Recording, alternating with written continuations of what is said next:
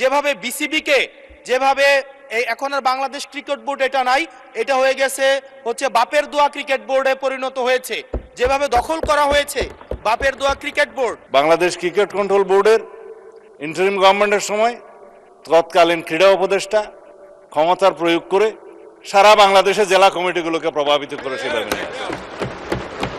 আমরা এখানে কোনো বাপের দোয়া মায়ের দোয়া করি না। এখন এতদিন পর্যন্ত শুনতাম মায়ের দোয়া পরিবহন আছে, আজকে মাননীয় সদস্যের কল্যাণে দেখলাম বাপের দোয়া কমিটিও আছে।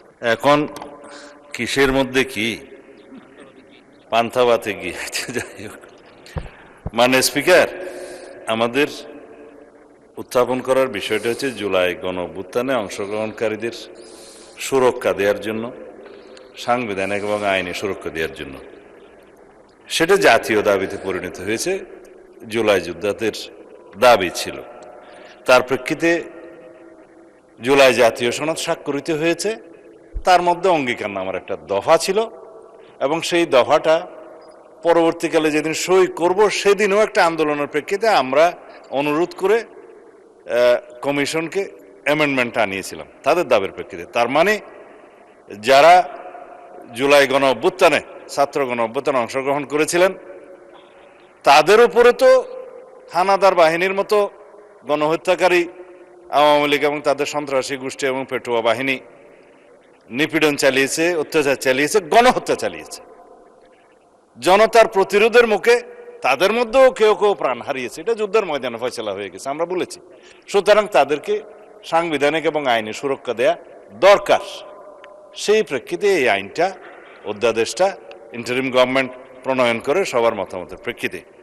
হ্যাঁ, এখানে যদি আপনি সংশোধন আনয়ন করতে চান, মাননীয় সদস্যের উদ্দেশ্যে বলছি, সেটা সেকেন্ড রিডিং মধ্যে আপনি সংশোধনে আনতে পারতেন, আগে নোটিশ দিতে পারতেন, সেই সংশোধনীগুলো নিয়ে আমরা আলাপ করতে পারতাম। সেটা এক্সট্রা স্টেজ। এখন বিল উত্থাপনের পরে বা উত্থাপনের অনুমতি চাওয়ার পরে আপনি পারেন বিধি মোতাবেক ৭৪, ৭৫, ৭৬ বিধিতে পারেন, কিন্তু এর প্রেক্ষিতে আমার যে জবাবগুলো আজকে দিতে হবে for record,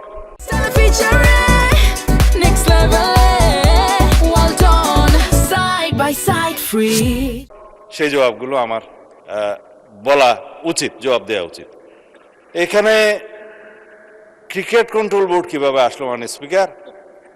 Bangladesh cricket control বোর্ডের ইন্টারিম গভর্নমেন্টের সময় তৎকালীন ক্রীড়া উপদেষ্টা ক্ষমতার প্রয়োগ করে সারা বাংলাদেশে জেলা কমিটিগুলোকে প্রভাবিত করে সেভাবে নিয়ে আসে।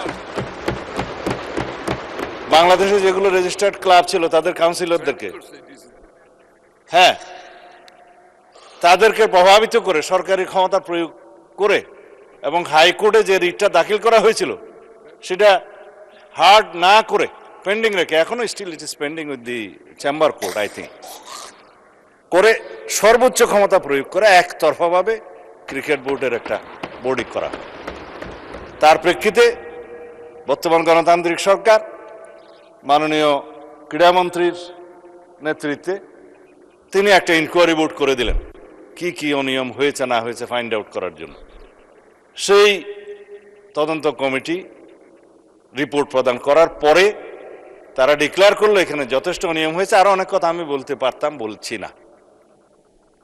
তারপরে সেটা ডিজলভ হয়েছে, ডিজলভ হওয়ার পরে একটা ক্রিকেট কন্ট্রোল বোর্ড হয়েছে, আহ্বায়ক কমিটি হয়েছে, অ্যাডক কমিটি। কাকে দিয়ে হয়েছে? এই দেশের কৃতি ক্রিকেটার, বাংলাদেশে সবচেয়ে পরিচিত, সারা বিশ্বে পরিচিত তামিম ইকবালকে দিয়ে।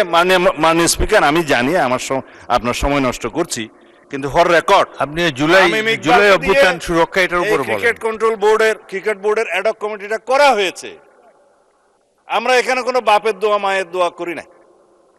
এখন এতদিন পর্যন্ত শুনতাম মায়ের দোয়া পরিবহন আছে, আজকে মাননীয় সদস্যের কল্যাণে দেখলাম বাপের দোয়া কমিটিও আছে।